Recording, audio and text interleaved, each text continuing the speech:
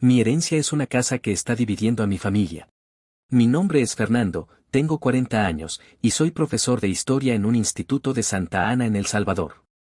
Mi vida transcurría entre las aulas, los deberes por corregir, y los domingos de visita en la casa de mi mamá en la colonia Santa Lucía.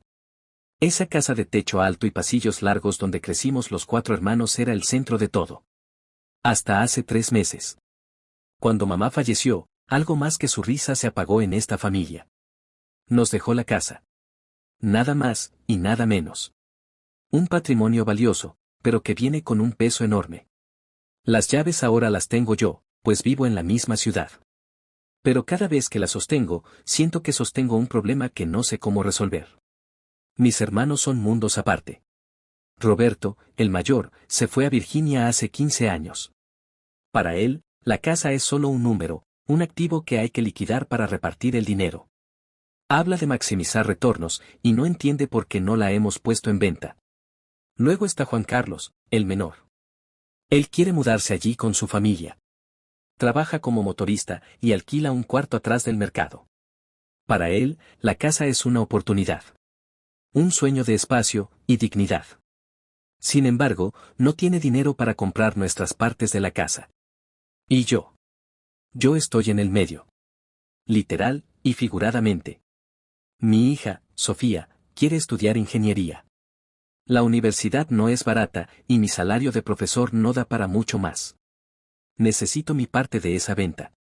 Pero cada vez que pienso en firmar los papeles para vender, me veo sentado en el patio, tomando café con mi mamá y se me cierra el estómago. El cuarto hermano, David, vive en San Salvador. Desde el funeral, sus mensajes son evasivos. Es como si se hubiera esfumado. Y sin su firma, no podemos hacer nada legalmente. Ayer fui a la casa solo. Me senté en la sala frente al retrato de mi mamá y por primera vez no sentí paz. Sentí el silencio cargado de las conversaciones no tenidas, de los reproches futuros, del miedo a defraudar a mi hija o a perder lo último que nos queda de familia. El testamento dice que la casa es de los 4 por igual. Pero no dice cómo se divide el corazón, los recuerdos y la necesidad. Y no sé por qué, pero tengo la terrible sensación de que, sin quererlo, esta casa nos va a terminar dividiendo para siempre. La presión comenzó a materializarse la semana pasada.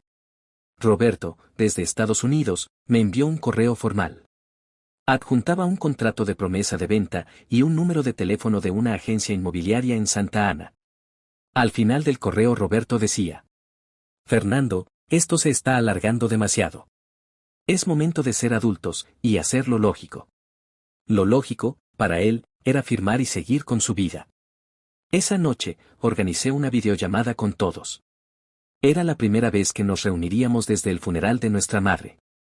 Roberto se conectó puntual desde su oficina. Juan Carlos lo hizo desde el tumulto de un cibercafé. Y David, contra todo pronóstico, también apareció. Se veía cansado, tomando café en un balcón en San Salvador. Yo fui el primero en hablar, rompiendo la incomodidad. Bueno, hermanos. Tenemos que tomar decisiones. Roberto interrumpió yendo al grano. Creo que no es necesario darle tantas vueltas. Todos han leído el documento que les envié. La oferta de la agencia es justa. Con lo que nos toque a cada uno, podemos cerrar por fin este capítulo. Juan Carlos se exaltó al oír esas palabras. Su voz se cortaba por la mala conexión. Roberto, eres un desconsiderado. Mientras tú te compras tu paz mental con dólares, a mí me botan a la calle. ¿Eso es ser familia? No creo que mamá hubiera querido esto. Roberto no se quedó callado, respondiendo con una frialdad que dejó un silencio abrumador. Juan Carlos, tú parece que no vives en el mundo real. Aquí las facturas no se pagan con sentimientos. Yo intenté mediar. No tenemos por qué pelear. Ambos tienen un punto válido, pero recuerden que esta decisión nos corresponde a todos y, hasta que no lleguemos a un acuerdo, no se hará nada. David, ¿tú qué dices? Necesitamos tu postura. Todos miramos a la pequeña ventana donde él estaba. David respiró hondo, como si le costara encontrar las palabras. No podemos vender. Dijo con la voz cargada de pesar. No sin resolver algo primero. La casa tiene una deuda. El silencio en la llamada se volvió absoluto. La palabra deuda hizo que nos quedáramos pensando en silencio durante algunos segundos. David continuó hablando. Ahora con un tono de voz más firme, pero que igual seguía transmitiendo preocupación. Mamá le pidió un préstamo a la tía Carmen. Fue hace 2 años, cuando su corazón empezó a fallar. Los tratamientos eran caros, y ella no quería ser una carga para nosotros. Pidió prestado pensando que se recuperaría, y lo pagaría con su pensión. David hizo una pausa, tratando de buscar las mejores palabras para terminar de explicarnos. Yo fui el testigo. Firmé el pagaré con ellas. Fue en la sala de esa misma casa. Mamá puso la propiedad como garantía moral, mas no legal. La tía Carmen confió. Pero mamá no logró recuperarse, y la deuda es grande. Representa como 1/3 de lo que vale la casa. David volteó a ver directamente a la cámara, con los ojos llorosos. Lo peor es que ese dinero no era sobrante. La tía lo tenía ahorrado desde hace un par de años para la operación de rodilla de nuestro tío Raúl. Ella no ha dicho nada por respeto, pero yo sé que está esperando. El tío necesita esa cirugía. El silencio que siguió fue diferente. No era de rabia, sino de un hundimiento compartido. Roberto ya no parecía un ejecutivo, sino un hijo que acababa de entender el sacrificio silencioso de su madre. Juan Carlos miraba al suelo, abrumado. Y a mí, se me había hecho un nudo en la garganta. ¿Por qué no dijiste nada?, preguntó Roberto. Porque me prometí a mí mismo que encontraría una forma de pagar esa deuda, antes de que esto explotara, confesó David. Pero mi negocio no va tan bien, y al final no pude. Y ahora, si vendemos, o le damos su dinero a la tía Carmen primero, o somos la familia que le falló a la hermana de su madre. La llamada terminó sin un plan. Solo con una nueva verdad flotando entre nosotros. El problema ya no era solo entre 4 hermanos. Había una quinta persona. Nuestra tía. Ella había estado esperando en silencio, y la verdad es que le debíamos mucho más que dinero. Le debíamos la dignidad de nuestra madre. Colgué, y me quedé en la oscuridad de mi estudio. La casa ya no era solo un símbolo de nuestros conflictos. Era un monumento a la dignidad de mamá. A los lazos familiares que se tensan como cuerdas, y a la cruda realidad de que, a veces, las deudas más pesadas no están en los bancos, sino en la mesa de la cocina de la familia. Una semana después de la reunión, el silencio era más pesado que nunca. Roberto no mandaba correos. Juan Carlos no preguntaba por la casa. Y David, de nuevo, era una isla. Sentí que si yo no hacía algo, nos hundiríamos en este problema para siempre. Entonces tomé una decisión. Sin decirle a nadie, agarré mi carro, y manejé hasta San Salvador. Necesitaba ver a David y, sobre todo, necesitaba ver ese pagaré. No por desconfianza, sino porque para resolver un problema, primero hay que entenderlo bien. Encontré a David en su pequeño taller de reparación de computadoras, en una calle transitada de la colonia Escalón. Se veía más delgado, con ojeras profundas. No se sorprendió de verme. Sabía que vendrías, dijo, secándose las manos con un trapo. Debes estar muy molesto conmigo. No vine por eso. Vine porque somos hermanos, y esto nos está comiendo vivos a todos. Necesito ver el pagaré para saber exactamente en qué estamos metidos. David me llevó a una pequeña oficina en el fondo. Abrió una caja fuerte vieja, y sacó un sobre manila. Dentro, estaban el pagaré, y una carta escrita a mano por mamá. Ver su letra, tan familiar, me golpeó en el pecho. La cifra escrita allí era concreta, y elevada. Haciendo un cálculo mental rápido con lo que sabía que valía la casa, confirmé que David tenía razón. La deuda era, efectivamente, de cerca de 1/3 del valor de la casa. Pero la carta fue lo que me partió el alma. Mamá le escribía a la tía Carmen, agradeciéndole por ser su apoyo incondicional y prometiéndole que, mes a mes, le devolvería cada centavo de sus ahorros. Ella tenía fe en que se iba a mejorar, murmuró David, leyendo la carta sobre mi hombro. Guardamos los documentos, y salimos a tomar un café. Por primera vez en meses, hablamos de verdad. David me contó de la presión de su negocio, y de la vergüenza de no haber dicho nada del préstamo hasta ahora. Yo le hablé del miedo a defraudar a Sofía, y de la impotencia de ver a la familia fracturada. Tenemos que hablar con la tía Carmen, dije al final. No podemos seguir postergando esto. Es su dinero, y el tío Raúl necesita esa operación. David asintió. Tienes razón. Pero Fernando, si vamos a hablar con la tía Carmen, tenemos que ir con un plan. No podemos solo llegar con las manos vacías, y una disculpa. Esa noche, de regreso a Santa Ana, sentí algo que no había experimentado en mucho tiempo. Determinación. No se trataba ya de vender o no vender. Se trataba de hacer las cosas bien, de honrar la promesa de mamá y la confianza de la tía. El siguiente paso estaba claro, pero era el más difícil. Reunir a los hermanos otra vez. No para pelear, sino para construir una solución.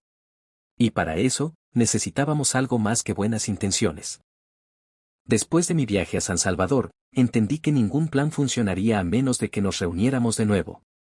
Así fue como un sábado por la tarde, Juan Carlos y David se reunieron en mi casa. Mientras que desde Virginia, estaba Roberto conectado por videollamada. Era nuestra última oportunidad para ponernos de acuerdo. No podemos postergar más la deuda con la tía Carmen, comencé. No se trata solo de dinero, sino de la operación del tío Raúl. Tenemos que decidir hoy qué hacer. Roberto fue directo. La única solución sensata es vender. Pagamos la deuda y repartimos lo que quede. Será menos, pero al menos seremos justos. Justos, estalló Juan Carlos. A mí me están dejando sin techo. ¿Eso es justo para ustedes? Juan Carlos, entiende, dijo David, con una calma sorprendente. No se trata de lo que queremos, sino de lo que debemos. Debemos liquidar ya la deuda con la tía Carmen. Sabemos que la casa puede tardar en venderse, así que yo estoy dispuesto a vender el local donde está mi taller para pagar la deuda. Está bien ubicado, y siempre he tenido ofertas de compra. Un profundo silencio llenó la habitación. La oferta de David, tan desesperada y genuina, cambió el aire de la discusión.